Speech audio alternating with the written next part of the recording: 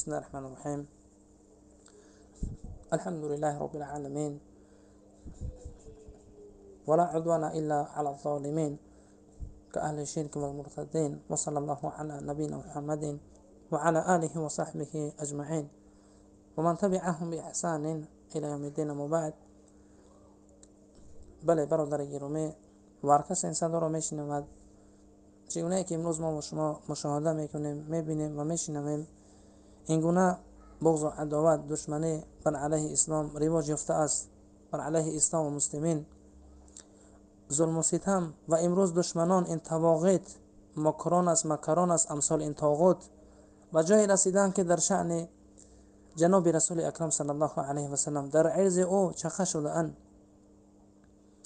نباید فراموش کرد دوستان عزیزم، این بار اول نیست. این دشمنی و بغض و عداوت، اینو سزا گفتن تحقیر شمردن پیامبر صلی الله علیه و سلم، این بار اول نیست و همچنین آخران بارم نیست. این دشمنی، این بغض و عداوت، اینو سزا گفتن باقی خواهد ماند. دشمنی بر علیه اسلام، پیامبر و مسلمین تا روز قیامت را، تا برپا شدن قیامت را. و از این خاطر این دشمنان ما و شما کسانی هستند که چگونه که الله سبحانه و تعالی اینها را بیان کرده است: قد بدت البغضاء من افواههم و ما تخفی صدورهم اکبر قد بینا لكم الآیات ان کنتم تعقلون. الله سبحانه و تعالی در این آیه مبارکه سوره آل عمران است که می‌فرماید قد بدت البغضاء من افواههم، به تحقیق براسته که دشمنی از دهان و زبان‌های اینها آشکار گردیده است. و ما تخفی صدورهم اکبر، آن چیزی که در سینه های اینها وجود دارد از دشمنی و عداوت و بغض و عداوت، آن چیزی که در قلب های خبیث، در قلب های نجس اینها وجود دارد، از این دیده بیشتر است. از این دیده دشمنی اینها بیشتر است بر علیه ما و شما مسلمانان. قد بینا لكم الآیات ان کنتم تعقلون، و تحقیق برای شما بیان کردیم که اینها دشمنان آشکار شما هستند. این کنتم تعقلون، اگر شما عاقل هستید، اگر شما ای مسلمانان عقل سالم دارید، اگر شما اندیشه بکنید، بدانید که اینها دشمنان شما هستند. این دشمنان ما را نخواهند گذاشت. چگونه که الله سبحانه و تعالی در دیگر آیه می‌فرماید، در دیگر سوره: ولن ترضى عنك اليهود ولا النصارى حتى تتبع ملتهم. یهود و نصارا و کفار از ما و شما راضی نخواهند شد تا اگر از ملت اینها اتباع نکنیم، تا اگر در دین اینها داخل نشویم، تا اگر از اسلام خارج نشویم. اینها دشمنان آشکار ما و شما هستند. و از این خاطر باید که امروز ما و شما امت اسلام دعوای مسلمانی میکنیم، دعوای امت محمد صلی الله علیه و سلم میکنیم. باید دفاع بکنیم از رسول الله صلی الله علیه و سلم، چگونه که رسول الله صلی الله علیه و سلم فرمود: من رأى منكم منکرا فليغيره بيده فإن لم يستطع فبقلبه فإن لم يستطع فبقلبه وذلك اضعف الایمان. رسول الله صلی الله علیه و سلم فرمود: ای کسانی که شما ایمان آورده اید، ای کسانی که حاکمان، ای پادشاهان، ای صاحبان دولت و سلطنت و صاحبان منصب، امروز شما دعوای مسلمانی میکنید، این منکر است.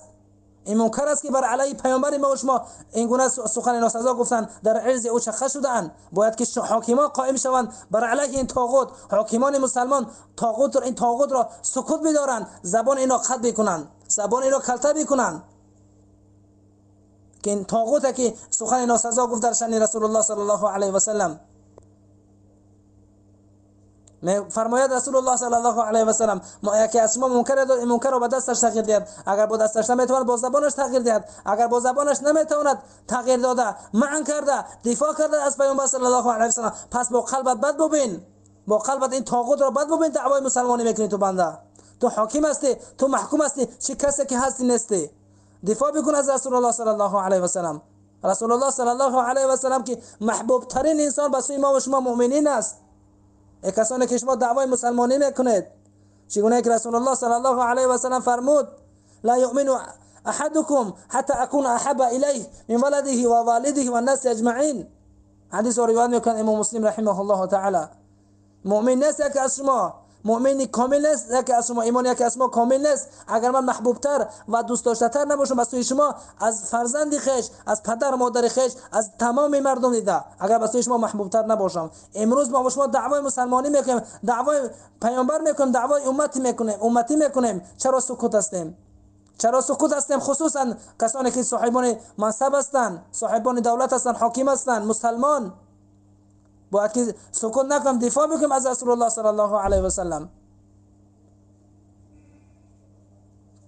رسول الله صلی الله علیه و سلم امروز باید که ما در مقابل این طاغوت مکران است، مکران است، این خوک، در مقابل این نجس پلید سگ باید که ما و شما قائم باشیم، اظهار ابراز سنت محبت رسول الله صلی الله علیه و سلم را بکنیم، نشر دهیم سنت رسول الله صلی الله علیه و سلم را، دفاع بکنیم از رسول الله صلی الله علیه و سلم، تربیت کنیم تقلید کفار را.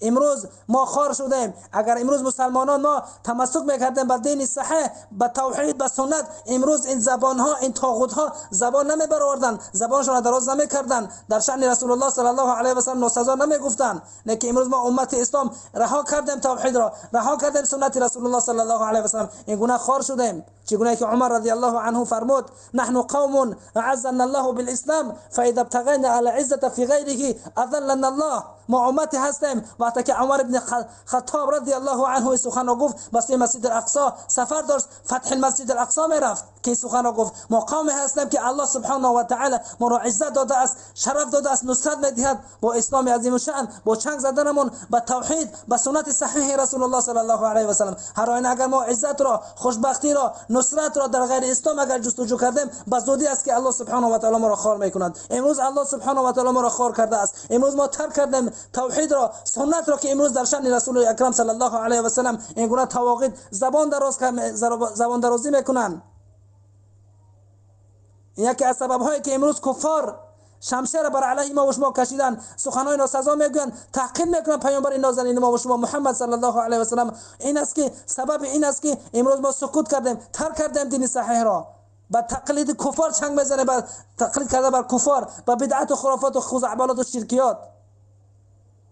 باید که بگردیم به سوی توحید. هر آینه اگر نصرت را بخواهیم، عزت را بخواهیم، اگر ما با سنت رسول الله صلی الله علیه و سلم چنگ بزنیم، محبت رسول الله را ابراز کنیم، نشان دهیم، آشکار دهیم، کفار رعب در قلب ها اینا پیدا خواهد شد، ترس در قلب ها اینا پیدا خواهد شد.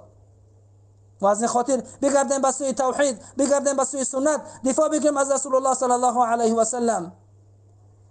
اللهم عليك بعدائك من كل ملة يا رب العالمين. اللهم عليك بعدائك من كل ملة يا رب العالمين. اللهم عليك بعدائك من كل ملة يا رب العالمين. وصلى الله على نبينا محمد وعلى آله وصحبه أجمعين والحمد لله رب العالمين.